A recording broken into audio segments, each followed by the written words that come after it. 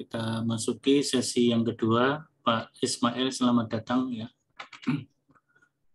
Nanti ikut berkontribusi memberikan pemikiran kepada dua pemakalah berikut, yaitu Pak Isa Al-Fadri dan Pak Zaki Afifi. Monggo siapa dulu yang mau menyampaikan makalah? Silakan Pak Isa dulu boleh, nanti Pak Zaki disusul.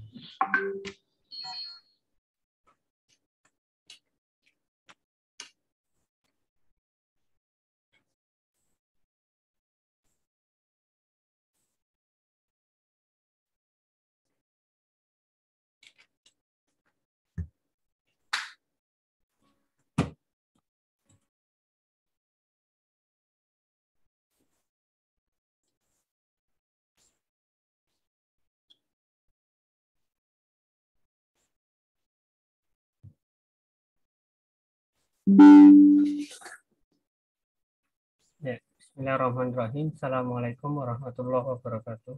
Waalaikumsalam warahmatullahi wabarakatuh. Terima kasih atas waktunya. Untuk kali ini kami mengambil dari tema yang ketiga, yaitu tema pengembangan lingkungan pendidikan.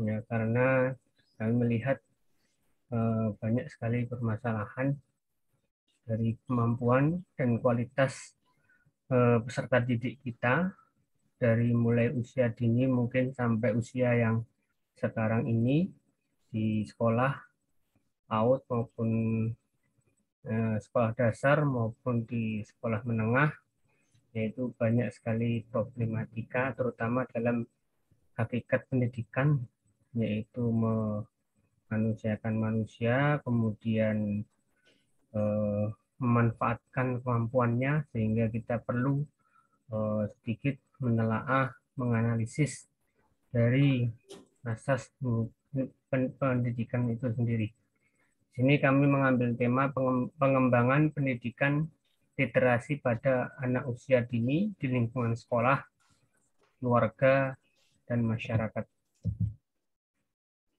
Pendahuluan sekolah, keluarga, masyarakat yang merupakan lingkup sosial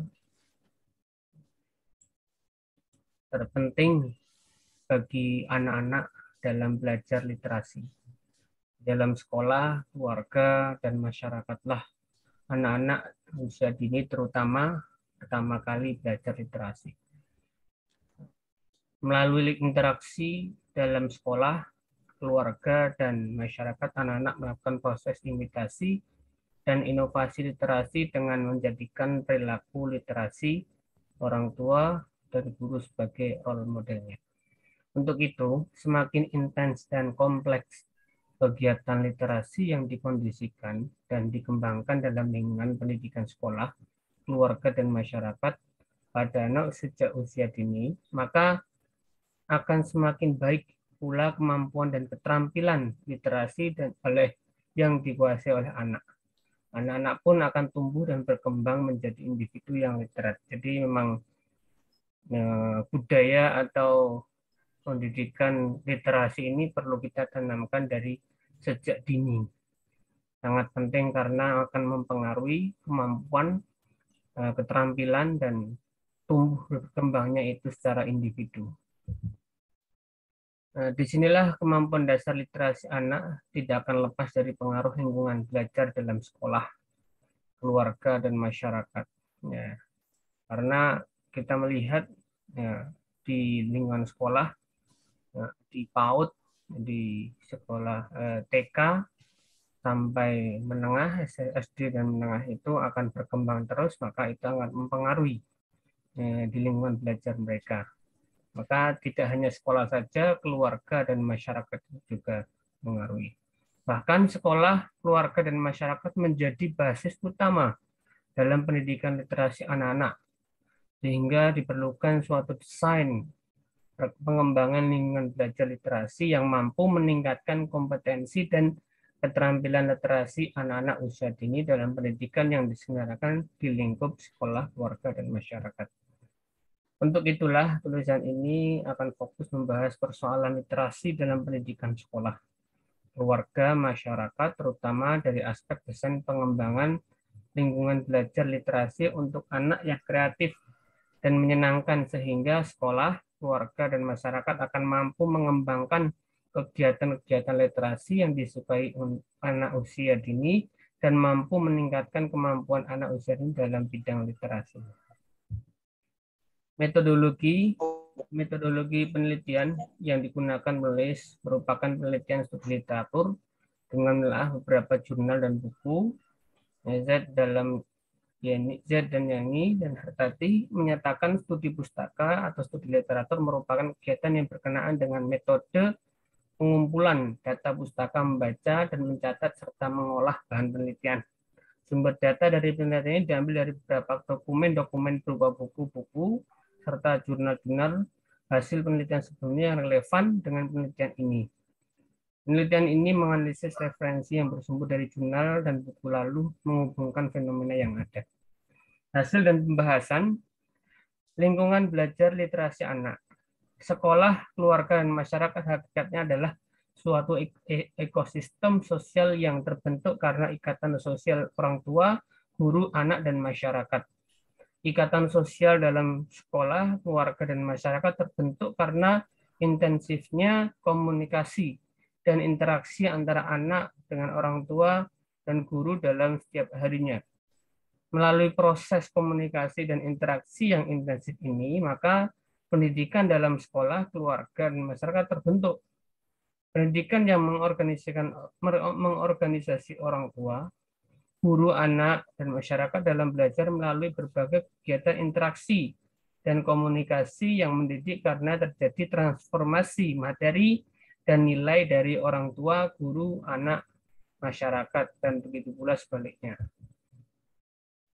Literasi untuk anak-anak. Ini kita langsung masuk ke definisi dari literasi tersebut. Literasi sering diartikan sebagai kemampuan membaca dan menulis. Di persepsi, anak memiliki kemampuan literasi yang baik apabila anak bisa dan biasa dalam membaca dan menulis. Membaca dalam arti terampil mengakses informasi dan ilmu pengetahuan dengan melalui aktivitas memahami lambang-lambang bahasa, sedangkan menulis dalam arti terampil mengaktualisasikan ide dan gagasan melalui lambang bahasa. Namun arti literasi tentu saja tidak sebatas itu saja. Misalnya ditinjau dari aspek historisnya, bahwa istilah literasi berasal dari bahasa Latin literatus yang berarti learned person atau orang yang belajar. Pada abad pertengahan, seseorang dikatakan sebagai literatus apabila orang tersebut dapat dan mahir membaca dan menulis dalam bahasa Latin. Disinilah literasi dapat dimaknai sebagai kemampuan membaca dan menulis anak dengan menggunakan sistem bahasa simbol. Membaca dan menulis dalam proses berpikir anak yang kompleks, yaitu memahami gagasan dan informasi, serta merekonstruksi informasi dan gagasan itu untuk kembali diaktualisasikan dalam bahasa tulis. Kemudian dalam Al-Quran, kita hubungkan dengan kajian Al-Quran yang mungkin sudah familiar di telinga kita, bahwa literasi membaca itu tercantum dalam Quran surat Al-Alaq ayat 1 sampai ayat 5.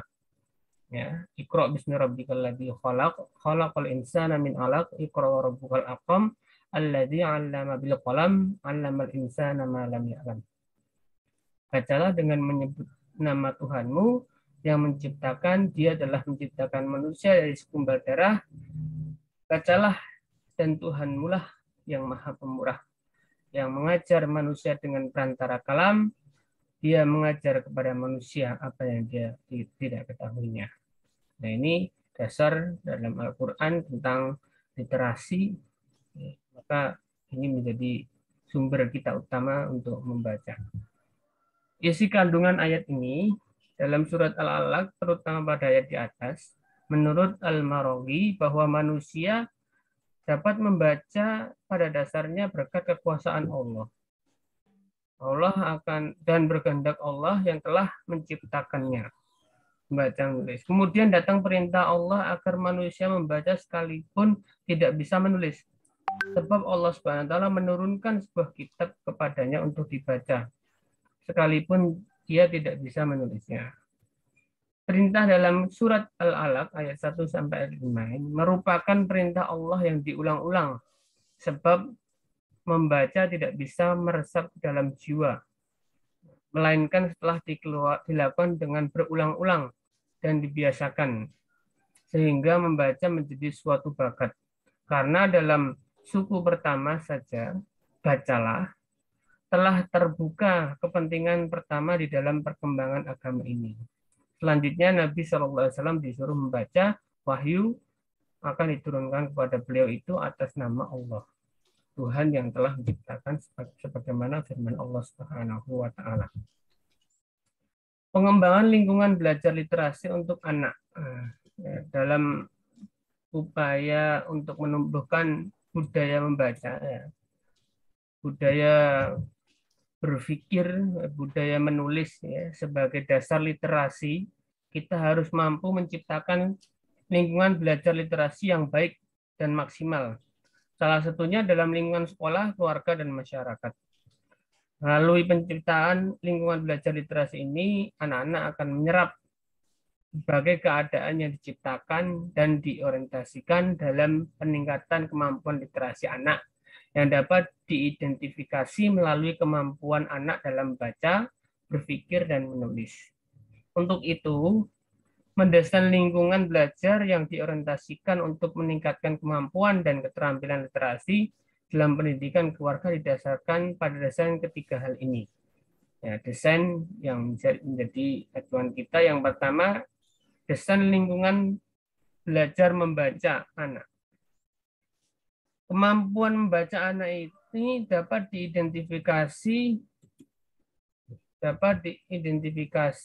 menjadi tiga hal penting. Pertama, bisa membaca, yang berarti anak memiliki kemampuan untuk bisa memahami lambang-lambang bahasa yang menjadi media dalam menyampaikan informasi dan ilmu pengetahuan. Yang kedua, biasa membaca, yang berarti anak-anak terbiasa dalam membaca, yaitu membaca digunakan sebagai suatu keterampilan yang selalu dipakai setiap harinya dalam mengakses berbagai informasi dan ilmu pengetahuan. Yang ketiga, berdaya membaca, yang berarti anak-anak tidak hanya terampil dan biasa membaca, akan tetapi menjadi membaca sebagai kegiatan inti dalam hari-harinya dalam upaya untuk meningkatkan kecakapan hidup karena membaca sudah dipersepsi penting bagi anak. Untuk itulah, penciptaan lingkungan belajar literasi anak dalam pendidikan sekolah, keluarga, dan masyarakat dimaksudkan agar anak memiliki tiga kemampuan membaca. Dalam mewujudkan ini, penciptaan lingkungan belajar literasi untuk anak dalam pendidikan keluarga diorientasikan untuk membangun dan meningkatkan iklim budaya baca anak yang dilakukan melalui 4 hal penting. Yang pertama, menjadikan rumah dan sekolah berserak buku. Ketertarikan anak untuk membaca akan didahului dengan ketertarikan anak pada buku. Tanpa melihat buku, jangan berharap anak mau membaca. Untuk itulah, langkah paling dasar mengkondisikan kebiasaan membaca anak akan dimulai dari adanya buku-buku di rumah dan sekolah. Semakin banyak buku yang dilihat oleh anak di rumah dan sekolah, maka semakin tertarik anak pada buku. Buku-buku yang berserak di rumah dan sekolah pun menjadi keharusan mutlak untuk keluarga yang ingin anak-anaknya memiliki budaya baca yang baik. Kedua, kebiasaan orang tua dan guru dalam membacakan buku. Mungkin dalam konteks Islam itu adalah untuk mengajak kepada membaca Al-Quran. Secara umum bahwa kebiasaan orang tua dan guru dalam membacakan buku-buku yang terus berserak di rumah dan sekolah. Jangan dibiarkan saja. Orang tua dan guru harus mengambil satu buku yang menarik, kemudian membaca buku itu pada anak-anak. Anak-anak pasti akan senang dan tertarik. Dari sinilah kebiasaan orang tua dan guru membacakan buku menjadi bagian penting dalam mengondisikan anak-anak untuk memiliki budaya baca. Yang ketiga adalah keteladanan orang tua membaca buku. Nah, ini salah satu teladan ya untuk mengajarkan anak ya untuk mengajarkan membaca. Orang tua dan guru yang setiap hari teladan memberikan contoh anaknya dalam membaca buku selalu akan mengingatkan secara tidak langsung agar anak-anak setiap hari pun harus membaca buku. Anak akan merasa malu saat hari-harinya tidak membaca buku, sedangkan orang tuanya selalu membaca buku. Teladan membacakan pun menjadi cara untuk mengajak anak untuk membaca buku serta menjadi pengingat anak-anak agar setiap hari membaca buku seperti yang dilakukan oleh orang tuanya dalam keluarga. Yang keempat adalah memerintahkan anak untuk membaca buku. Membaca buku yang dilakukan oleh anak seringkali tidak stabil karena berbagai keadaan. Misalnya anak sedang banyak persoalan atau malas dalam baca buku. Jika kenyataan yang terjadi, maka janganlah dibiarkan, sebab sekali dibiarkan maka anak-anak asik dalam keseharian tanpa membaca buku. Orang tua dan guru pun harus mengambil tindakan, yaitu melalui maksa atau merintah anak untuk membaca buku kembali. Dengan tindakan memaksa ini, anak-anak akan tersadar, sekalipun awalnya merasa tidak suka, tetapi setelah membaca buku kembali akan mendapatkan dunia yang menyenangkan. Yang kelima yaitu mengadakan taman baca masyarakat. Jadi di lingkungan juga sangat penting dalam masyarakat itu adanya taman bacaan masyarakat. Adalah lembaga yang menyediakan berbagai jenis materi. Menyediakan materi pembelajaran yang dibutuhkan oleh masyarakat sebagai tempat untuk membina, melek dan belajar, serta tempat untuk mendapatkan informasi untuk publik. Taman baca adalah sebagai sumber informasi bagi masyarakat, baik masyarakat dan komunitas kelas menengah dan menengah atas. Mulai dari penempatan RW, desa, tempat rekreasi, taman kota, dan lainnya sangat efektif, efisien, dan terjangkau bagi seluruh masyarakat. Untuk meningkatkan peran taman baca masyarakat dalam menumbuhkan minat baca masyarakat di sekitar taman baca masyarakat perlu ada perbaikan. Perbaikan ini diharapkan akan motivasi masyarakat untuk berkunjung dan membaca koleksi TBM, yaitu Taman Baca Masyarakat. Perbaikan yang dapat dilakukan antara lain, pertama, koleksi Taman Baca Masyarakat terus ditingkatkan bagi dari segi kuantitas maupun kualitas. Kedua, sarana atau perabot TBM atau Taman Baca Masyarakat perlu dilengkapi. Taman Baca Masyarakat dapat dilengkapi dengan pendingin udara, televisi, komputer, multimedia. Ketiga, masalah sumber daya manusia. Taman Baca Masyarakat juga perlu mendapatkan perhatian. Nah, Taman Baca Masyarakat harus dikelola dengan baik oleh tenaga yang memiliki keahlian ilmu perpustakaan, dokumentasi, dan informasi. Keempat, peningkatan dana untuk mengatasi masalah keterbatasan koleksi sarana masyarakat. Yang kedua, dari yang desain pertama tadi membaca, yang sekarang adalah desain lingkungan belajar berpikir anak. Kemampuan anak, keterampilan literasi pada anak tidak selesai pada anak yang memiliki daya baca yang bagus. Akan tetapi harus memiliki kemampuan berpikir yang baik pula. Kemampuan berpikir ini dapat diidentifikasi dalam 4 tahapan penting. Yang pertama, tahap berpikir ulang. Pada tahap ini berpikir anak dimulai dari kesukaan menghafal, mulai dari menghafal kata, kalimat, peristiwa, informasi, sampai ke ilmu pengetahuan. Jika anak selesai membaca buku, maka anak memiliki kemampuan paham dan mampu menceritakan kembali isi buku yang sudah dibacanya. Yang kedua, tahap berpikir dasar, basic thinking. Tahap ini anak tidak hanya tahu informasi dan ilmu pengetahuan yang didapat dari membaca, tetapi anak sudah bisa memahami segala hal yang terkait dengan informasi dan ilmu pengetahuan dari berbagai sumber. Anak sudah memahami hal yang substansi atas informasi dan ilmu pengetahuan. Disinilah anak sudah memahami pola-pola dan struktur atas informasi dan ilmu pengetahuan secara detail. Tahap ini anak sudah mampu merelasikan dan membangun segala informasi dan ilmu pengetahuan yang didapat dari berbagai sumber untuk dibangun menjadi satu kesatuan yang utuh dan mendasar.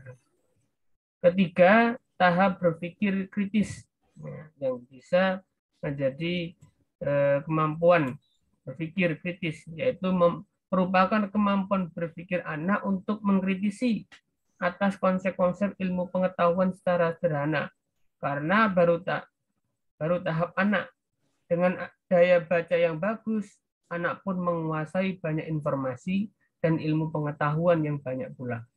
Dengan memiliki banyak informasi dan ilmu pengetahuan ini, anak akan kritis dalam memberikan tanggapan dan kritik antara suatu informasi dan ilmu pengetahuan yang dikuasai.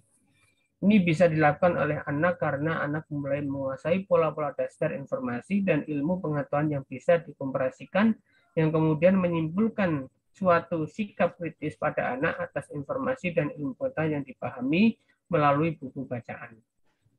Yang keempat, tahap berpikir mencipta. Creative thinking. Di sini anak-anak sudah tidak saja berpikir dasar dan kritis, tapi memiliki kemampuan mewujudkan ide-ide gagasannya menjadi karya nyata. Semakin banyak informasi dan ilmu pengetahuan yang dikuasai, maka semakin banyak anak memiliki ide gagasan. Ide gagasan inilah yang kemudian diaktualisasikan anak untuk disampaikan kepada orang lain melalui karya tulis. Disinilah tahap berpikir mencipta ini akan mengkondisikan anak untuk menghasilkan karya tulis atas ide gagasannya. Yang terakhir yaitu desain lingkungan belajar menulis anak. Kemampuan menulis anak adalah kemampuan anak dalam mengaktualisasikan ide gagasan anak melalui karya tulis. Ide gagasan ini dapat dari informasi, ilmu pengetahuan, pengalaman yang dapat anak melalui membaca yang kemudian direalisasikan dengan pengalamannya dalam kehidupan sehari-hari. Dan disinilah anak-anak akan memiliki ide gagasan yang kemudian merasa penting untuk dituliskan. Dalam prosesnya, menulis anak-anak akan mengalami tahapan menulis sebagai berikut. Yang pertama, mendapatkan ide gagasan yang selalu didahului dengan pemahaman anak terhadap suatu informasi dan ilmu pengetahuan tertentu. Atas pemahaman ini, anak-anak kemudian mendapatkan kenyataan bahwa ada pengalaman keseharian yang selaras atau tidak selaras dengan apa yang dipahami. Hal ini yang membuat anak mendapatkan perhatian khusus atas hal tersebut sehingga memunculkan ide gagasan untuk dibuat tulisan. Yang kedua, setelah ide gagasan itu muncul, selanjutnya anak akan melakukan proses elaborasi berpikir atas ide gagasan tersebut. Tentu saja ide gagasan itu tidak serta-merta dituliskan, akan tetapi ide ini akan dipikirkan dan dielaborasi kemungkinan-kemungkinannya dalam pengembangan yang lebih luas menjadi suatu ide gagasan yang utuh dan menyeluruh. Anak akan mengerahkan daya kemampuan atas pengetahuan yang dimilikinya untuk memahami ide gagasan tersebut secara komprehensif sampai akhirnya anak mendapatkan keyakinan bahwa ide gagasan yang akan ditulisnya sudah final. Ketiga, dari sinilah anak kemudian akan melakukan kegiatan selanjutnya yaitu menulis. Anak akan mengaktualisasikan ide gagasannya secara nyata melalui karya tulis. Prosesnya yang terjadi kemudian adalah anak-anak menuliskan ide gagasannya tersebut. Keempat, saat ide gagasan anak sudah dituliskan, maka anak akan melakukan pembacaan ulang. Saat pembacaan ulang inilah anak akan melakukan perbaikan atas tata tulis dan isi demi untuk karya tulis yang lebih baik. Kesimpulan, dengan penjelasan di atas, maka mendesain lingkungan belajar literasi untuk anak dalam pendidikan sekolah, keluarga, dan masyarakat merupakan usaha yang dilakukan orang tua, guru, masyarakat dalam menumbuhkan kemampuan dan keterampilan literasi pada anak-anak dalam kehidupan sekolah, keluarga, dan masyarakat.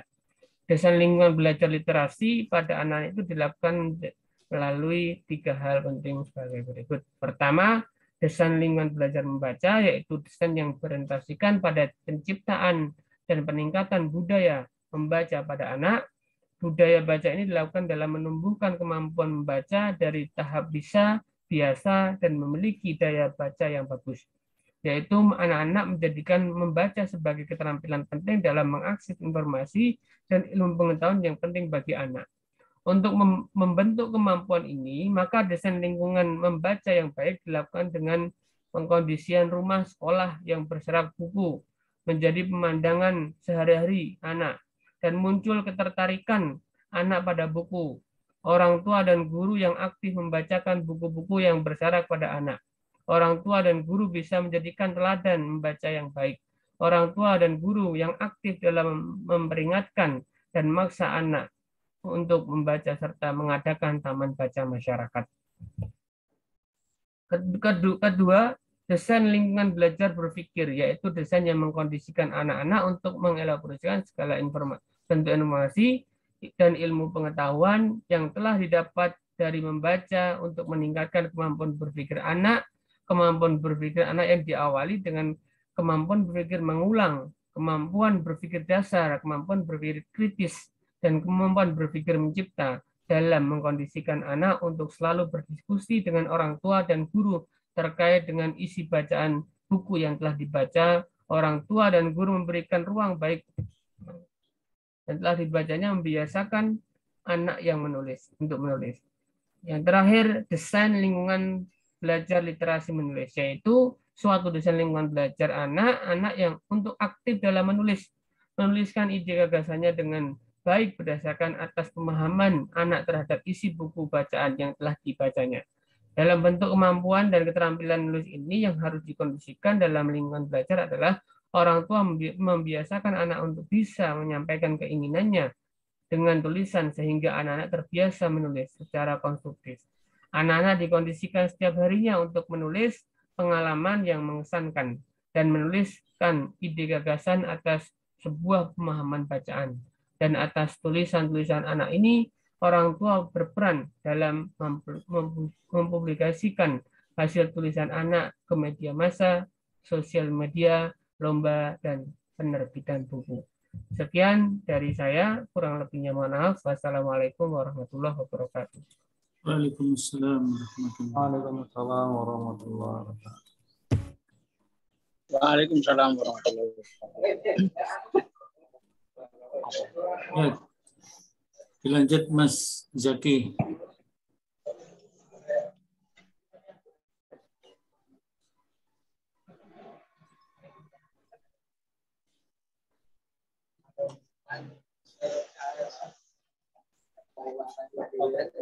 Baik, bismillahirrahmanirrahim. Assalamualaikum warahmatullahi wabarakatuh. Waalaikumsalam. Pada kesempatan kali ini saya akan menyampaikan makalah saya yang saya susun untuk memenuhi tugas Bapak Syamsul, yaitu ini tentang sikap bangsa Indonesia menghadapi multikulturalisme, yaitu dengan mengambil sikap sebagai negara yang religius. Tentunya ini mempunyai musuh, yaitu pluralisme dan sekularisme. Langsung saja. Pertama-tama ini tentang identitas Indonesia, yaitu sebagai negara yang religius. Ini dijelaskan dalam penjelasan pasal 1 Penetapan Presiden Republik Indonesia tentang pencegahan penyalahgunaan dan atau penodaan agama. Ini menyatakan bahwasanya Indonesia memayungi 6 agama. Jadi ada agama yang memang diakui di Indonesia. Maka dari itu Indonesia bukanlah negara yang sekuler. Di sini Indonesia dikatakan menjadi religius. Yang pertama alasannya karena secara resmi memayungi agama-agama. Dan keenam agama tersebut adalah Islam, Kristen, Katolik, Hindu, Buddha, dan Konghucu. Mohon maaf itu ada kesalahan penulisan. Kemudian tentunya dalam sistem pemerintahan kita juga mengidentifikasi, yaitu di antara alasan bahwasanya Indonesia adalah negara religius karena Indonesia mempunyai salah satu kementerian, yaitu Kementerian Agama, dan ini memang memfasilitasi urusan keagamaan. Dan di Kementerian Agama ini mengurusi semua agama. Maka dari itu, ini adalah alasan selanjutnya mengapa Indonesia dikatakan sebagai negara yang religius atau tidak plural dan tidak sekular. Kemudian selanjutnya Indonesia juga memayungi lembaga-lembaga keagamaan seperti MUI untuk agama Islam, PGI untuk Kristen, KWI untuk Katolik, PHDI untuk Hindu, Walubi untuk Buddha, dan Matakin untuk Konghucu. Maka dari itu kalau digambarkan dalam sebuah skema, Indonesia adalah seperti gambar yang tertera di slide, yaitu antara agama dan negara tidak berjalan sendiri-sendiri, akan tetapi ada titik singgung, yaitu hubungan fungsional, hubungan saling memfasilitasi antara agama dan negara. Jadi agama dipayungi hukum oleh negara, kemudian negara mendapatkan manfaat-manfaat dari apa yang dilakukan oleh agama. Seperti di antara tugas negara adalah memberikan pendidikan. Nah, ternyata agama yang dipayungi oleh negara ini melakukan pekerjaan-pekerjaan negara seperti lembaga atau Ormas Islam Muhammadiyah justru memiliki banyak sekali lembaga pendidikan dari tingkat sekolah dasar sampai perguruan tinggi, mungkin dari tingkat Bustanul Atfal. Nah, ini sehingga negara mendapat manfaat, tugas-tugas kenegaraannya sebagian dipenuhi oleh agama. Dan tentunya selain aspek pendidikan ada aspek sosial dan aspek-aspek yang lain. Dalam banyak dimensi negara tentunya terbantu oleh agama ini. Kemudian bicara tentang masalah pluralisme di Indonesia, ini ada elit agama, ternyata menurut jurnal yang ditulis oleh, kalau tidak salah, Aulia Diana, ini yang saya kutip, bahwasanya ada satu agama yang menyatakan bahwasanya agama tersebut memiliki klaim eksklusif atas kebenaran agamanya. Jadi dia merasa agamanya benar dan yang lain salah, yaitu agama Islam. Yang mana agama Islam ini merupakan agama mayoritas di Indonesia. Dan agama yang lain kebanyakan mengakui tentang pluralisme atau kebenaran jamak, kebenaran ganda. Nah, seperti itu. Nah, ini dijelaskan pendapat dari pandangan elit agama. Saya rasa secara singkat itu tadi.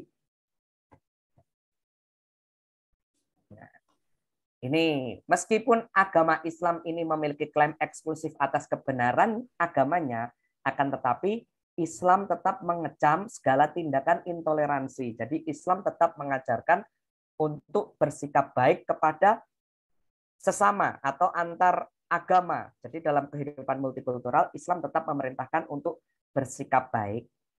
Sehingga ini adalah pluralisme yang dipahami menurut Islam. Kalau menurut bahasa MUI, bukan pluralisme istilahnya, tapi pluralitas. Jadi tetap mengakui kebenaran tunggal, kebenaran absolut, kebenaran yang berarti apabila satu benar maka yang lain salah. Nah, akan tetapi tetap menonjolkan kebaikan-kebaikan dalam berinteraksi dengan sesama. Baik, di sini adalah sejarah singkat tentang religiusitas Indonesia, yaitu kedatangan agama Hindu dan Buddha dikatakan bahwasanya telah mencapai di Indonesia pada abad ketiga atau keempat. Kemudian pada abad ke-7, Indonesia mulai diwarnai dengan agama Islam. Kemudian pada abad ke-16 Indonesia kedatangan agama Konghucu dari Cina dan Kristen Katolik dari Eropa. Nah, sehingga ini menjadikan Indonesia menjadi masyarakat yang multi agama, multikultural, dalam hal ini bukan suku, ras atau akan tetapi agama. Kemudian di masa penjajahan Jepang sebelum merdeka ada dilema untuk membentuk negara Indonesia ini. Nah, Indonesia ini akan dibentuk sebagai negara agamis atau sekuler. Pada akhirnya dengan mempertimbangkan penduduknya yang multi agama ini, akhirnya terbentuklah Indonesia sebagai negara dengan dasar negara yaitu Pancasila. Akan tetapi Indonesia tidak meninggalkan agama, Indonesia tetap memfasilitasi agama. Jadi meskipun dasar negaranya bukan agama secara langsung, tapi agama di sini difasilitasi. Jadi dikatakan negara sekuler juga tidak. Begitulah Indonesia berdasar Pancasila. Yang mana Pancasila tersebut juga berasal dari negara. Akan tetapi karena kesepakatan para founding father, terbentuklah negara Indonesia yang seperti ini. Nah, ini ada perbandingan Indonesia dengan Amerika Serikat, karena Amerika Serikat ini salah satu negara multikultural yang sangat besar. Keduanya adalah sama-sama merupakan negara yang menghadapi tantangan multikultural, akan tetapi Indonesia memilih untuk menjadi negara yang religius, memfasilitasi agama, memayungi agama, mempertimbangkan kebijakan-kebijakan agama dalam kebijakan-kebijakan negara, jadi tidak sekuler. Nah, ini ada titik yang berbeda dengan Amerika Serikat, yaitu Amerika Serikat memilih untuk menjadi negara plural dan sekular. Akhirnya, kebutuhan keberagamaan di Indonesia terpenuhi, sedangkan kebutuhan keberagamaan di Amerika Serikat tidak terpenuhi. Nah, dan kebutuhan kemultikulturalan negara tersebut sama-sama terpenuhi. Tapi Indonesia mempunyai keunggulan di sini, yaitu Indonesia dapat memfasilitasi agama. Indonesia dapat memanfaatkan kekuatan agama. Di sini poinnya Indonesia menghargai agama. Kemudian dari agama tersebut lahirlah kekuatan untuk menyelesaikan masalah-masalah kenegaraannya. Dan dengan kekuatan agama tersebut, maka Indonesia mendapat manfaat kekuatan multikultural. Masing-masing agama mengajarkan toleransi, sehingga pemeluk agama yang baik, kalau orang warga Indonesia memeluk agama dengan baik, maka dia akan bersikap toleran. Jadi pada dasarnya setiap agama mengecam sikap-sikap intoleran terhadap siapapun, terhadap sesama agama sendiri maupun agama orang lain. Jadi memang semua agama memerintahkan kebaikan. Jadi seperti itu. Akan tetapi kereligiusan Indonesia ini selalu saja menerima tantangan, yaitu pluralisme dan sekularisme. Jadi ini dua hal ini digaungkan bahkan oleh tokoh agama sendiri. Jadi beberapa tokoh justru menggaungkan pluralisme dan sekularisme. Atau selalu saja terdengar bisikan-bisikan bahwasanya, hei negara Indonesia, jadilah kamu plural atau sekular. Sesungguhnya itu menjanjikan. Seakan-akan bisikan tersebut berbunyi seperti itu. Jadi identitas Indonesia sebagai negara yang religius selalu aja mendapat bisikan tentang pluralisme dan sekularisme. Ini memang sebuah realita. Kalau kita meninjau keputusan Indonesia untuk menjadi negara religius, ini dari kacamata agama merupakan memang perintah agama. Di sini disebutkan dalam surah Al-Kahfi yang artinya, dan katakanlah, kebenaran itu datangnya dari Tuhanmu. Maka barang siapa yang ingin beriman, hendaklah ia beriman, dan barang siapa yang ingin kafir, biarlah ia kafir. Sesungguhnya kami telah menyediakan bagi orang-orang zalim itu neraka, yang gejolaknya mengepung mereka. Dan jika mereka meminta minum, niscaya mereka akan diberi minum dengan air seperti besi yang mendidih, yang menghanguskan muka. Itulah minuman yang paling buruk dan tempat istirahat yang paling jelek. Ayat ini menunjukkan bahwasanya adanya kebenaran yang mutlak, yang mana kebenaran itu hanya dapat terkontrol keadaannya atau posisi dia sebagai kebenaran itu oleh Tuhan. Karena manusia memutuskan kesepakatan itu belum tentu mencapai kebenaran. Jadi kadang manusia dalam usahanya juga meleset. Maka pada hakikatnya kita orang Muslim itu diminta untuk menyatakan bahwasanya kebenaran itu adalah apa-apa yang berasal dari Tuhan. Apa yang kita nalar belum pasti itu merupakan kebenaran. Seperti itu. Kemudian juga disebutkan dalam surah Ali Imran, barang siapa mencari agama selain agama Islam, maka sekali-kali tidaklah akan diterima daripadanya, dan dia di akhirat termasuk orang yang rugi. Wa may yabtaghi ghairal islami dina fala yuqbala minhu wa huwa fil akhirati minal khasirin. Ini adalah landasan tentang yang menyangkal pluralisme. Jadi agama yang benar hanya ada satu. Kemudian selanjutnya inna dina indallahil Islam, ini sudah tidak asing dari perspektif agama, ini adalah dasar untuk mengklaim kebenaran eksklusif Islam. Kemudian ini adalah ayat yang menunjukkan bahwasanya kita memang diberi tantangan oleh Allah untuk hidup dalam kemajmukan. Sekiranya Allah menghendaki, niscaya kamu dijadikannya satu umat saja. Tapi Allah hendak menguji kamu terhadap pemberiannya kepadamu. Maka berlomba-lombalah berbuat kebajikan. Hanya kepada Allah lah kamu semuanya kembali. Lalu diberitahukannya kepadamu apa yang telah kamu perselisihkan itu. Jadi ini kita memang diminta untuk Allah hidup dalam bermasyarakat yang multikultural. Kemudian kita juga diminta untuk berlomba-lomba dalam berbuat kebajikan. Seperti itu. Nah, ini berbicara tentang pluralisme, sekularisme. Sebenarnya klaim eksklusif, klaim elit agama tadi itu ada kritikan ini di jurnal yang lain, yaitu apa yang ditulis oleh Harda. Dia mengutip dari Dr. Frank Gaetano Morales, seorang cendekiawan Hindu. Hindu agama yang terkenal dengan pluralismenya. Hindu ini terkenal ajarannya membenarkan agama lain. Jadi dia memiliki standar ganda dalam kebenaran agama. Dalam arti untuk toleransi. Nah, agama Hindu Buddha ini terkenal sekali. Akan tetapi ada seorang cendekiawan Hindu yang mengecam keras orang-orang Hindu yang menyamakan agamanya dengan agama lain. Menurutnya, pernyataan bahwa semua agama adalah sama merupakan doktrin yang sama sekali tidak dikenal dalam agama Hindu tradisional. Ini adalah apa yang dipaparkan oleh Harda. Harda juga menyimpulkan dalam jurnalnya bahwa pluralisme agama mengalami penolakan dari kalangan agamawan. Nah, pluralisme agama ini. Jadi kalau ada seorang yang pernah bekerja di Kemenak ini menyatakan, jadi di Kementerian Agama itu tidak hanya agama Islam saja, tapi ada perwakilan dari agama Kristen, Katolik, 6 agama itu. Mereka semuanya sebenarnya mengeklaim agamanya lah yang paling benar. Karena kalau tidak mengeklaim seperti itu, lantas untuk apa kita beragama? Untuk apa kita beragama kalau agama lain juga benar? Kenapa kita milih Islam gitu? Jadi sebenarnya secara logika pluralisme itu tidak masuk akal. Ini adalah yang nanti mengantarkan pada relativisme, yang mana kebenaran itu tidak mutlak. Jadi relativisme kebenaran bergantung pada siapa yang menilai, subjektif. Kemudian akhirnya menimbulkan nihilisme, arti yang kosong dari suatu kebenaran. Seperti itu.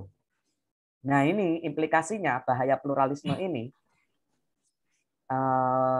Paham ini bermasalah, mengandung polemik, dan sangat problematik jika diterapkan dalam agama-agama yang ada. Setiap agama melihat pluralisme agama hanya kedok untuk mengikis keyakinan para pemeluk agama yang pada akhirnya memunculkan orang-orang ateis. Jadi adanya pluralisme ini sebenarnya adalah upaya untuk menghancurkan kesucian agama. Arahnya kemana? Menuju ateisme atau menuju sikap yang, nah ini. Lama-kelamaan agama di dunia ini kehilangan pengikutnya dan mulai bersikap skeptis terhadap agama. Maka pluralisme agama ini tidak menjadi solusi atas keragaman agama. Pluralisme ini hanya merupakan bahaya dalam kesucian agama, dalam menjunjung kesucian agama. Kemudian tentang sekularisme, ini saya mengutip apa yang ditulis oleh Bafadol. Berikut ini dampak-dampak buruk adanya sekularisme. Yang pertama, membuka pintu bagi tumbuhnya paham ateisme, sama seperti pluralisme. Kemudian membuka pintu bagi kerusakan akhlak, jelas, karena adanya agama adalah untuk mengontrol akhlak. Kemudian terputusnya hubungan sejarah dengan para pendahulu muslim yang luhur, para pendahulu yang menjadi teladan. Nah, ini terputus hubungan sejarah. Oh, sekarang udah zaman modern. Mungkin dulu tidak boleh pacaran, tapi sekarang kalau tidak pacaran itu dosa. Mungkin cara pandangnya mengarah ke seperti itu. Jadi udah beda seperti itu. Kemudian terabaikannya pendidikan rohani, mengaburkan keimanan terhadap perkara-perkara gaib. Nah, jadi bikin abu-abu. Agama tampak abu-abu. Jadi nggak jelas mana hitam, mana putih. Jadi kabur. Kemudian pergeseran nilai-nilai dan norma-norma, pemisahan aspek religius dari pendidikan akan menimbulkan kepincangan. Nah, karena pendidikan ini sangat integratif dengan agama. Kalau kita ngomong sejarahnya adanya sekularisasi dan sekularisme dan pluralisme ini sebenarnya adalah akibat dari kekecewaan para negarawan atau para orang-orang terhadap apa yang dilakukan gereja ketika itu. Gereja dianggap menghambat perkembangan pengetahuan di Dark Age atau di masa kegelapan Eropa. Kemudian ada pandangan untuk meninggalkan gereja supaya orang-orang bisa menerima pembaharuan, karena orang meninggalkan gereja maka kebetulan menjadi maju. Jadi dianggap agama ini mengecewakan agama ketika itu gereja ya. Padahal sebenarnya tidak. Di masa cendekiawan Muslim pada abad ke-10 hingga abad ke-14 yang tidak pernah kita dengar gaungnya di diskusi-diskusi, itu sebenarnya adalah masa kemajuan para atau peradaban Islam, para pemikir-pemikir Islam, yang mana di situ pemikiran adalah integratif antara agama dan sains, atau antara agama dan negara itu tidak terpisahkan. Maka tidak kaget kalau kita temui pada zaman dulu para cendekiawan-cendekiawan Muslim itu seolah-olah multi talent, padahal mereka memang mendalami apa yang dia dalami. Jadi kalau kita mendapat nama, misalnya Ibnu Sina, kita menemui, oh Ibnu Sina ini ternyata ahli kedokteran. Oh ternyata Ibnu Sina ini tokoh filsafat. Ternyata Ibnu Sina juga tokoh pendidikan. Dia membahas hakikat masyarakat, hakikat ini dan lain sebagainya. Hakikat pendidikan, hakikat manusia sebagai subjek atau objek pendidikan. Karena memang integratif ketika itu. Jadi munculnya ini akibat kekecewaan orang terhadap gereja ketika itu.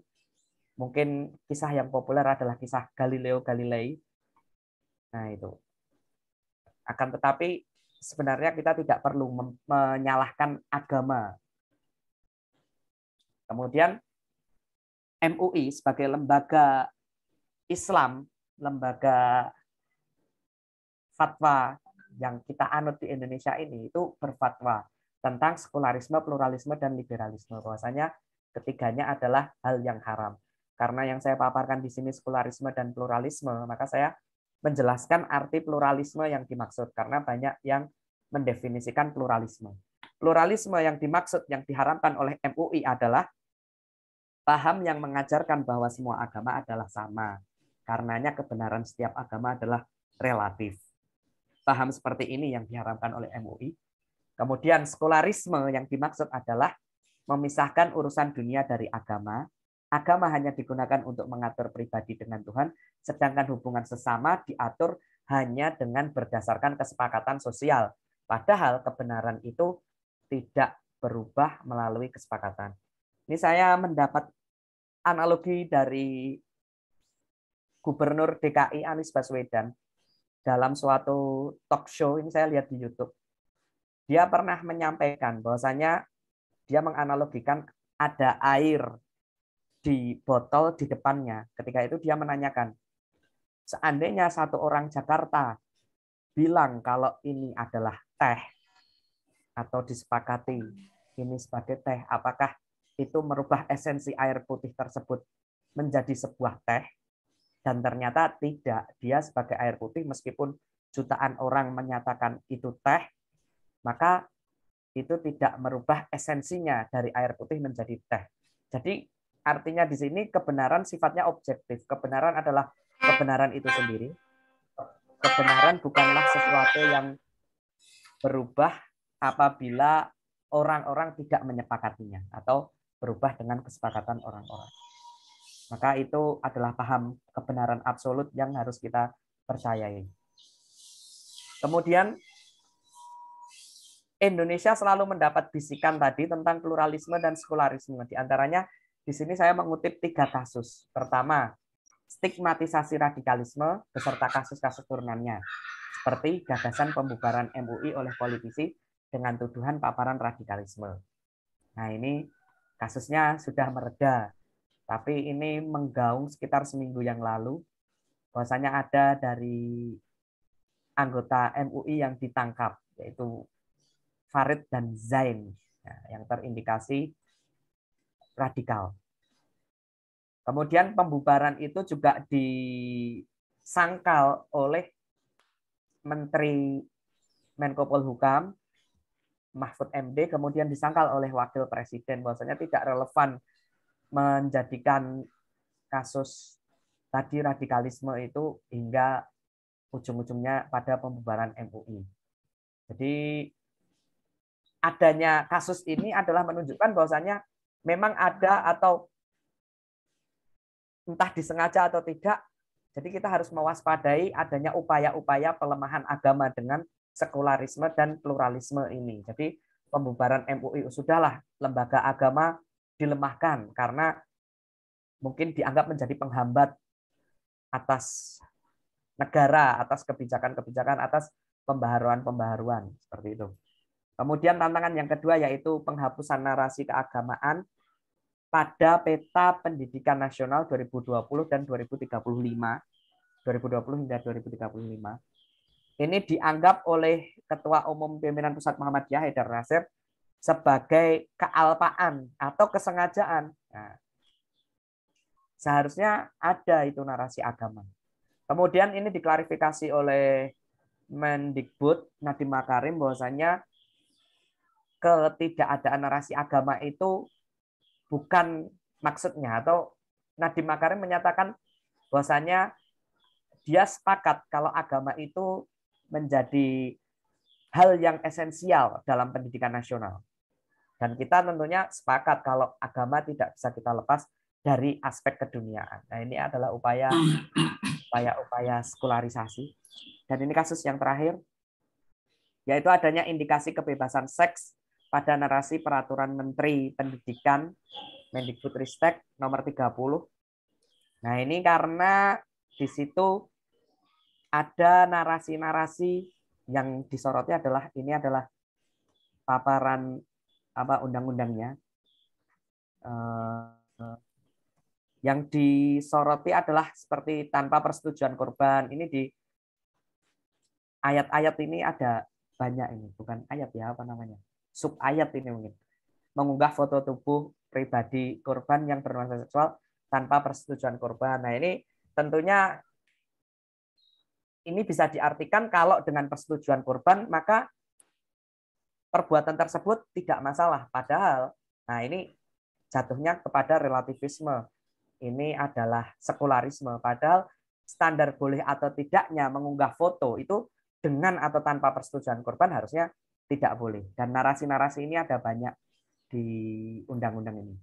Menyebarkan informasi terkait tubuh atau pribadi korban tanpa persetujuan korban, dan lain sebagainya.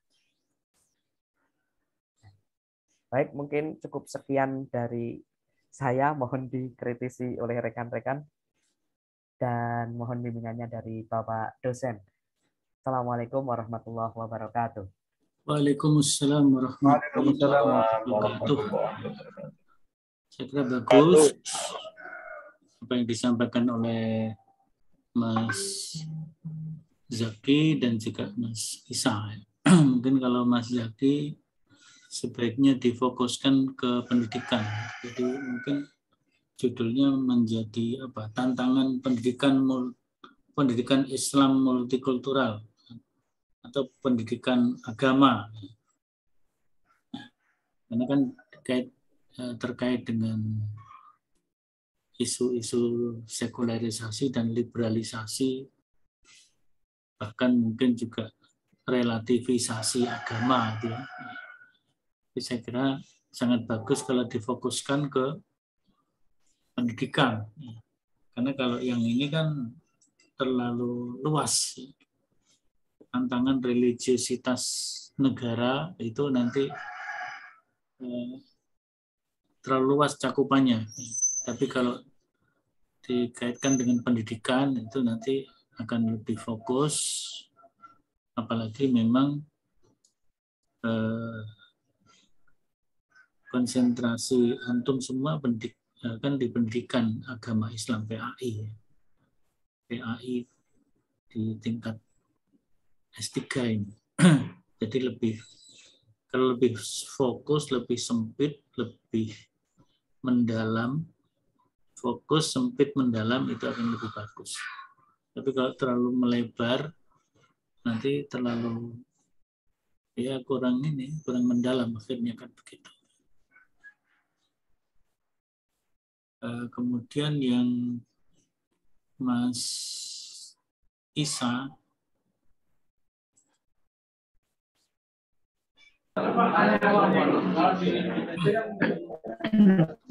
pengembangan pendidikan literasi. Pendidikan literasi saya kira bagus ya untuk dikembangkan baik itu dalam pendidikan sekolah maupun pendidikan keluarga dan masyarakat. Saya kira ini juga bagus, cuma mungkin ya tadi perlu difokuskan di mana yang mau didalami gitu. Di mana? Apakah di keluarga dan masyarakat atau sekolah? Ya mungkin monggo itu nanti spesifiknya di mana, yang lebih fokusnya di mana. Baik, kita buka untuk diskusi, terutama yang belum, untuk menyampaikan pandangan-pandangannya. Silakan. Baik, saya Sat. Ya, Mas Hermawan. Silakan. Saya tidak mengajukan pertanyaan, hanya tanggapan saja. Ya, boleh. Tanggapan juga boleh. Untuk materi dari Mas Isa Al-Fajri tadi tentang pendidikan literasi. Jadi gini, sekarang kita berada di era revolusi industri. Jadi di era yang serba digital ini, serba teknologi ini, maka kita juga perlu namanya pendidikan literasi digital, Mas Isa. Karena ya kalau kita hanya sebatas sebatas bacaan buku saja ya, secara tekstual ya kurang pas lah ya, kurang mengena. Jadi mungkin bisa jadi poin tambahan, yaitu perlunya atau pentingnya di era sekarang ini untuk mempelajari, untuk mengkaji tentang literasi digital. Saya kira cukup itu saja. Untuk Pak Zaki sudah tadi sama seperti Prof. Samsul ya, jadi dikaitkan dengan dunia PAI ya. Ya cukup, terima kasih Prof. Baik, yang lainnya. Saya Silakan Bu Ari. Baik, bismillahirrahmanirrahim. Assalamualaikum warahmatullahi wabarakatuh. Waalaikumsalam warahmatullahi wabarakatuh. Tanggapan pertama untuk Mas Isa Al-Fajri, saya ingin tahu solusi dari kondisi yang ada sekarang tentang rendahnya budaya membaca di masyarakat kita. Nah, apalagi kalau menulis ya, membaca saja masih cukup rendah. Diwarnai dengan adanya WA, Facebook, Instagram, akhirnya anak-anak itu lebih banyak membaca Facebook, Instagram, dan sebagainya dibanding dengan membaca buku. Nah, itu tantangan tersendiri tentu bagi dunia pendidikan. Yang kedua, untuk Pak Zaki. Saya tertarik dengan pernyataan Pak Zaki di ini ya. Indonesia itu menghargai agama, lalu memanfaatkan kekuatan agama, ya. Kekuatan agama bukan hanya di bidang pendidikan, tapi juga di bidang politik. Tetapi di sisi lain, agama mendapatkan tantangan dari negara, ya, dari pemerintah, karena sering dicurigai, ya, sering dituduh sebagai teroris dan sebagainya itu ya. Nah, sehingga sebenarnya di sini ada ketidaksinkronan antara memanfaatkan, menghargai dan mencurigai begitu ya. Jadi ini bisa dimasukkan sebagai tambahan tantangan tadi ya, bahwa tantangan agama salah satunya adalah ketika negara itu begitu mudah memanfaatkan ketika butuh, tetapi kemudian mencurigai dan menuduh segala macam ketika mereka sedang tidak butuh begitu ya. Demikian, Ustaz. Assalamualaikum warahmatullahi wabarakatuh. Waalaikumsalam warahmatullahi wabarakatuh. Pak Ismail mau ikut bicara? Belum, Prof. Silakan satu lagi kalau masih ada. Saya Prof ya, coba ya. Oh, silakan Pak. Saya kira hampir mirip dengan Mas Hermawan tadi ya. Ini ke Mas Isa dulu. Jadi benar apa yang dikatakan oleh Pak Hermawan, bahwasanya saya kira penggunaan teknologi ya, terutama di zaman sekarang ini penting sekali bagi anak ya, terutama untuk meningkatkan literasi anak didik. Jadi mungkin ini cerita saya ya, ketika pandemi awal-awal dulu.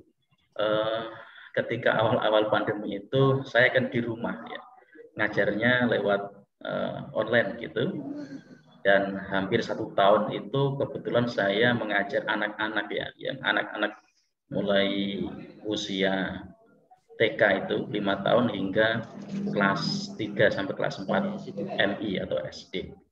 Nah, yang saya temukan memang ternyata penggunaan teknologi itu ya, terutama HP itu juga bagus untuk anak.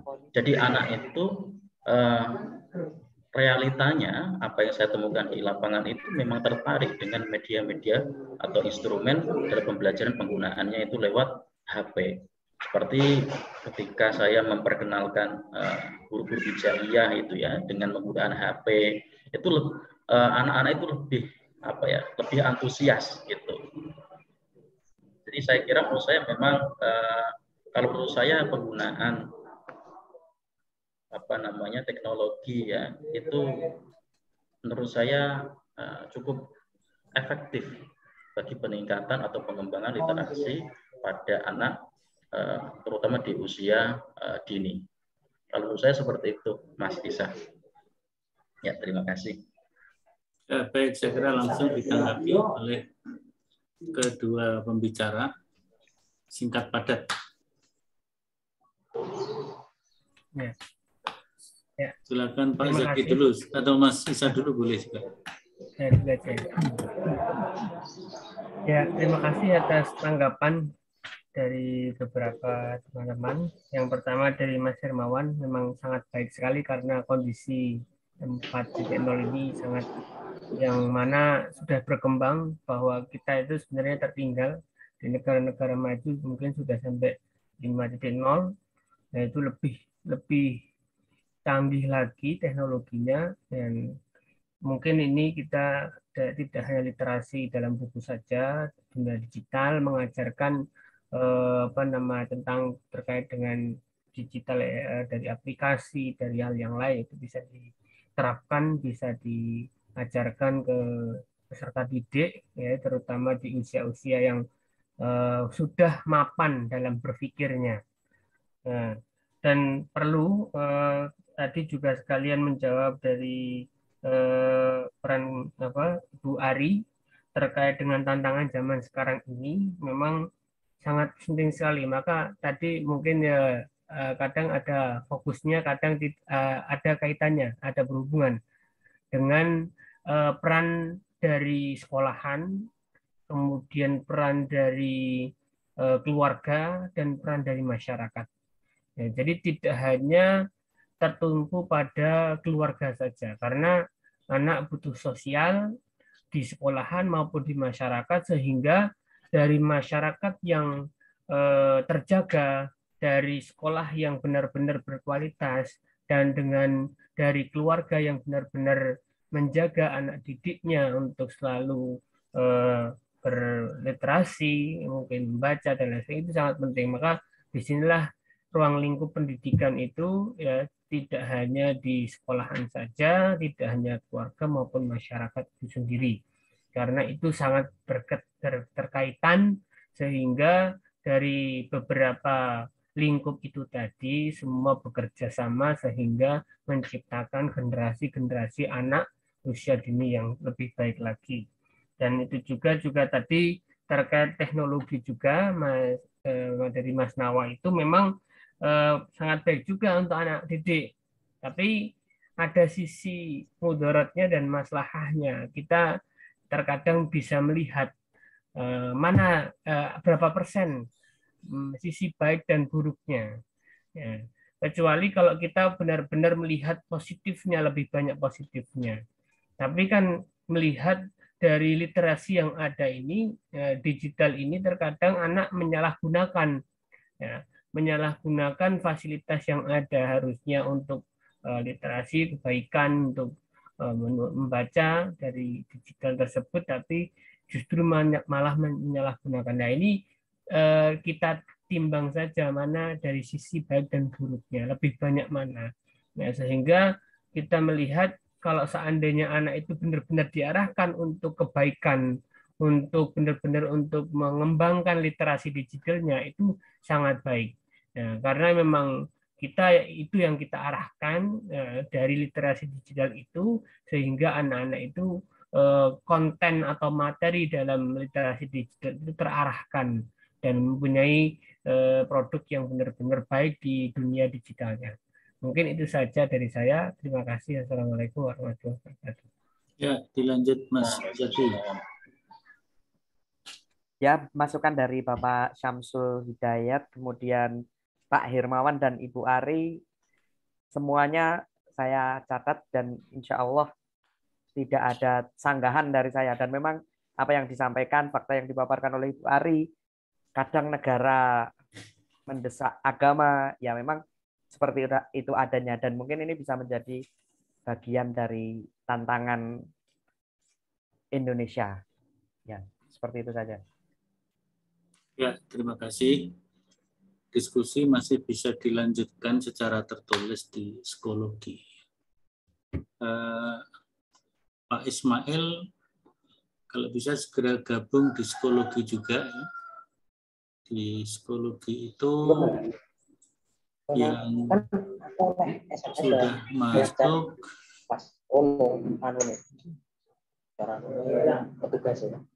ya. Bayar 40 boleh kali itu paketan psikologi ini ya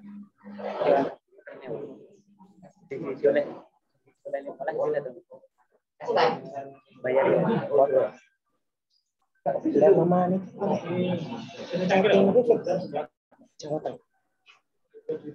psikologi yang belum masuk Pak ini ya, Pak Ismail bisa gabung.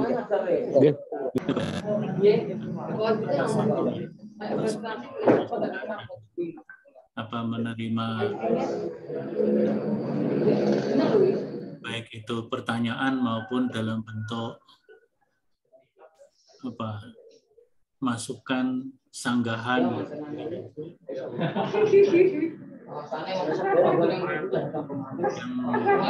Yang yang lalu ya, yang pertama di sini kita lihat bagaimana perjalanan, meskipun mungkin belum optimal, nanti perlu dioptimalkan ya. Ada beberapa masukan pertemuan yang hari ini.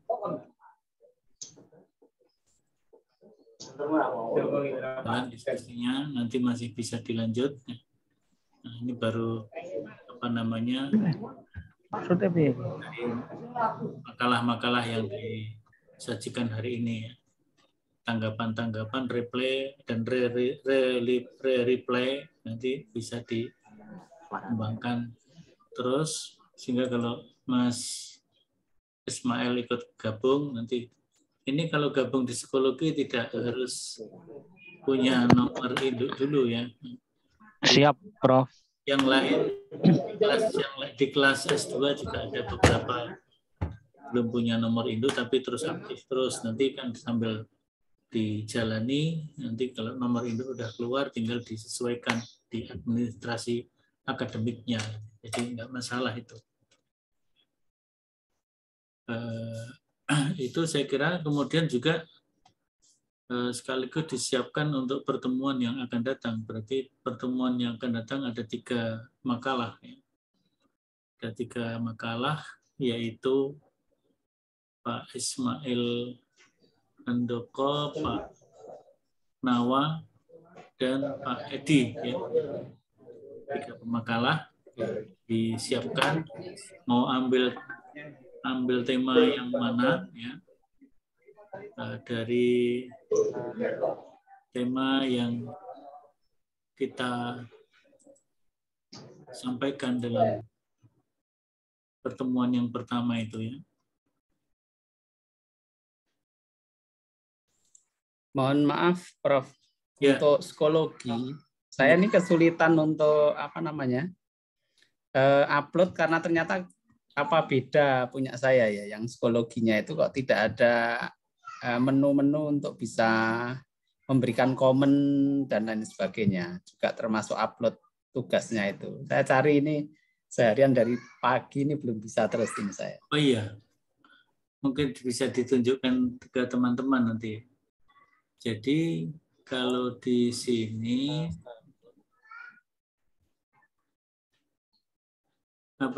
kalau kita langsung write comment gitu, nanti akan muncul ini file, upload file ini. Bisa upload file atau upload link atau mengambil dari sumber yang lain. Jadi, tapi ini harus ditulis dulu. Misalnya apa? Seperti ini, mohon masukan. Pak Hermawan, mohon masukan. Maka akan muncul ininya untuk upload file. Nanti juga bisa membaca punya teman yang lain. Ini Pak siapa tadi? Pak Edi ya. Pak Edi bisa membaca yang kirimannya Pak Hermawan atau enggak? Tidak bisa masuk, Prof. Jadi saya hanya bisa melihat daftar-daftarnya, tetapi tidak bisa membaca isinya. Kan ini hanya kan memang harus di-download kalau bahasa isinya. Di-download, kalau keluar view, di view ini diklik view nanti bisa terlihat. Tapi kalau sepertinya itu harus komen dulu Pak Edi, baru bisa melihat komentarnya teman-teman. Iya. Kebetulan tidak bisa komen ini. Mau menu ke komen itu tidak bisa. Mestinya bisa mestinya. Karena kan ini kalau sebagai student itu kan nanti ngikut ya. Jadi ininya kan masuk ketika sign up itu masuk sebagai sebagai student ya. Jadi misalnya ini saya tak out dulu ya. Coba saya out dulu.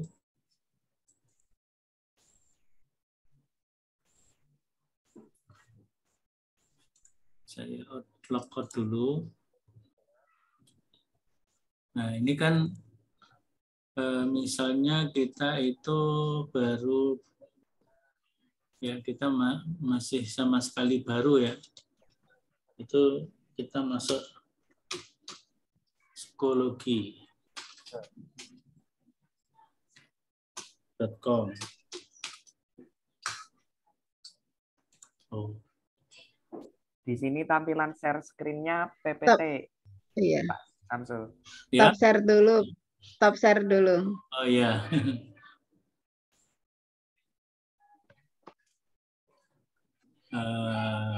Saya ketik dulu ya, saya ketik dulu.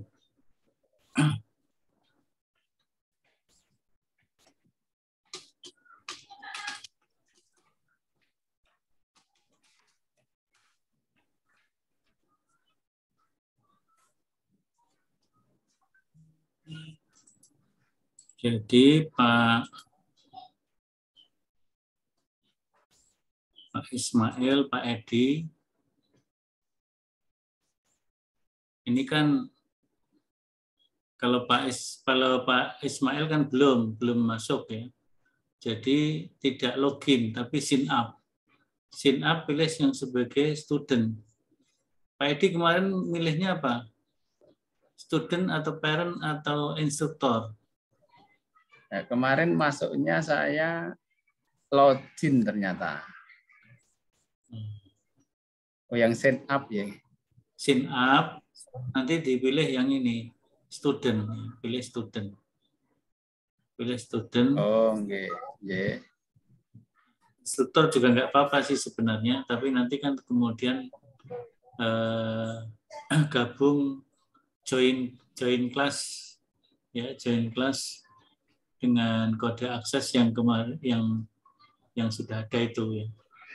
Ini kalau saya kalau Mas Ismail nanti silahkan sign up itu berarti mendaftar.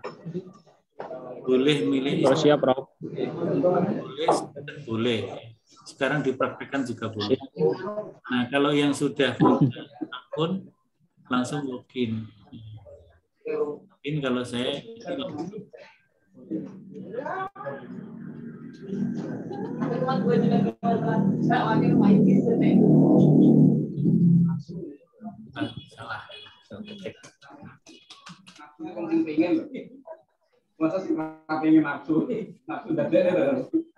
Kalau ini kan sudah masuk, maka kita klik curse.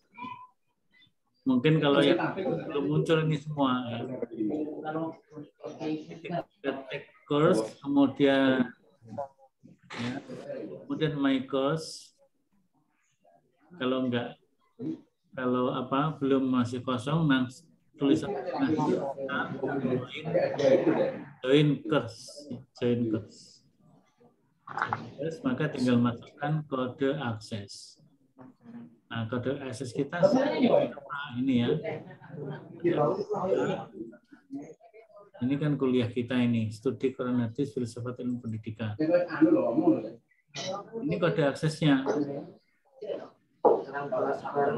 Ini. Nanti saya bagi lagi ya kode aksesnya. Kode saya kirim di grup WA. Ini lagi Pak, biar Pak Ismail bisa ngikut. Ini kode akses. Akses code.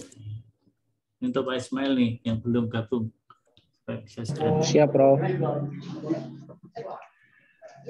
Untuk lebih jelas ini di di WA itu ada yang sudah saya berikan YouTube untuk ini ya, buat akun dan join kelas psikologi. Membuat akun kelas psikologi dibuka. Nanti kalau dibuka tahu prosedur. Siap. Kuliah yang lalu juga sudah ada YouTube-nya. Kalau kemarin nggak masuk, misalnya. Siap, Prof. Kemarin itu yang masuk berapa kemarin?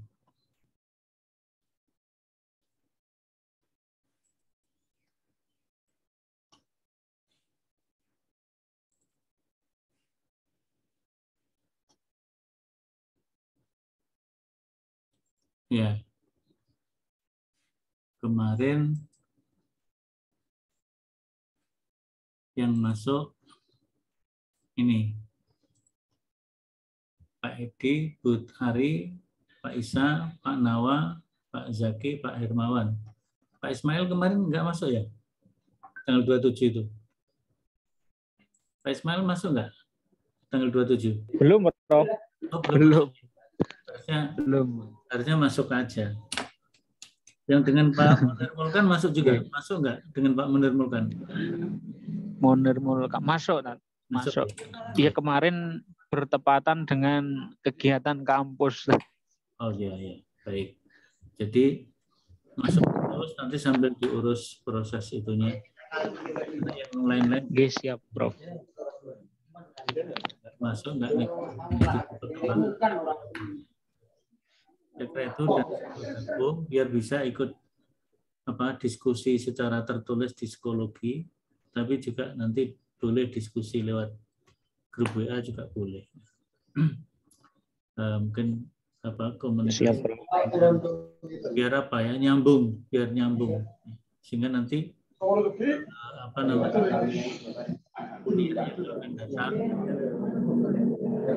ini topik-topik yang bisa dipilih.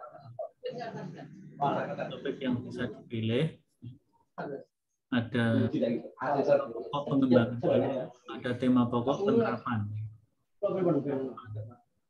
Tapi yang ini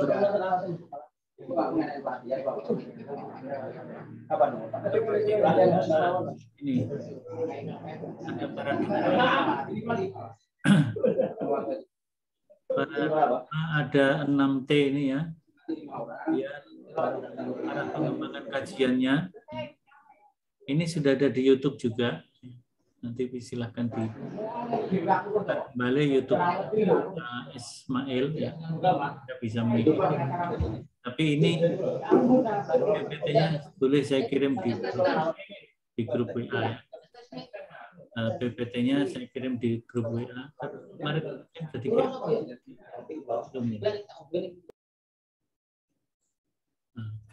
Kemarin belum saya kirim, ternyata ini saya kirim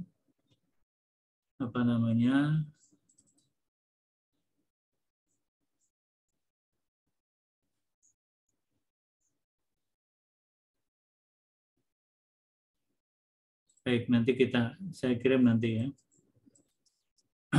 supaya Pak Ismail bisa mengikuti. Nanti kalau ada hal-hal yang perlu ditanyakan, boleh ditanyakan ke saya lewat WA. Siap, Prof. Terima kasih banyak. Saya kira itu untuk pertemuan sore hari ini. Nanti catatan-catatan yang lain mungkin di kuliah terakhir. Tanggal berapa itu? Tanggal berapa ya kuliah kita yang ketiga? Tanggal 25.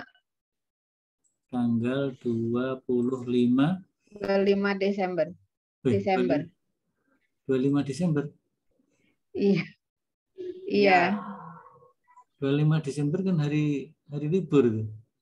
Iya. Berarti kita geser tuh. Ya. Kita geser ya.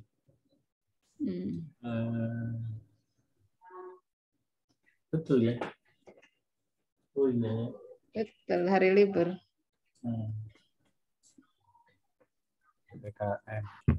Bisanya hari apa? Kira-kira bisanya hari apa untuk menggantikan yang tanggal 25? Kan kalau kuliah biasanya apa? Hari Jumat Sabtu ya? Iya, hari Sabtu biasanya. Hari Jumat nggak ada ya? Hari Jumat kadang-kadang, tapi ada saja yang tidak bisa. Karena hari Sabtu berikutnya juga libur lagi 1 Januari. Kalau misalnya bisa, itu misalnya kita masuk di tanggal 31 Desember hari Jumat, gimana kira-kira?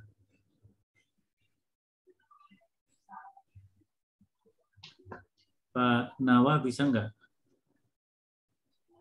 Insya Allah bisa, Prof. Hari Jumat 31. Iya, bisa. Kemudian Pak Edi? Insya Allah bisa. Pak Edi bisa, Pak? Pak Edi? Jumat 31, Pak Edi bisa? Iya, pada Jumat nggih. Iya. Oke. 31. Insya Allah. Okay. Ya. Pak Ismail, Jumat tanggal 31? Iya, Bro. Siap, Prof. Nanti ada perpanjangan waktu untuk menulis makalah. Siap, Prof. Itu pemakalah sudah oke semua. Sekarang yang non pemakalah, Pak Zaki Jumat 31. Insya Allah. Insya Allah. Pak Hermawan. Insya Allah siap. Bu Ari. Insya Allah. Pak Isa. Insya Allah bisa. Insya Allah. Berarti semuanya bisa. Nah, terutama ke pemakalah Pak Isa. Jadi kita yang tanggal 25 Desember kita geser menjadi 31 Desember. Di akhir tahun 2021. Besoknya udah tahun itu. Untuk pertemuan sore hari ini kita cukupkan. Presensi silahkan diisi. Linknya sudah ada di grup WA, tinggal diklik. Presensinya 2 berarti ya. Ya langsung dipilih 2 sesi. Presensinya 2 kali ya. Ya, langsung dipilih sesi 1, 2 atau sesi 3, 4. Kalau begitu kita cukupkan, kita akhiri bersama dengan membaca alhamdulillah. Alhamdulillahirabbil alamin. Allahumma bihamdika asyhadu an la ilaha illa anta astaghfiruka wa atubu ilaik. Assalamualaikum warahmatullahi wabarakatuh. Waalaikumsalam warahmatullahi wabarakatuh. Terima kasih Bapak.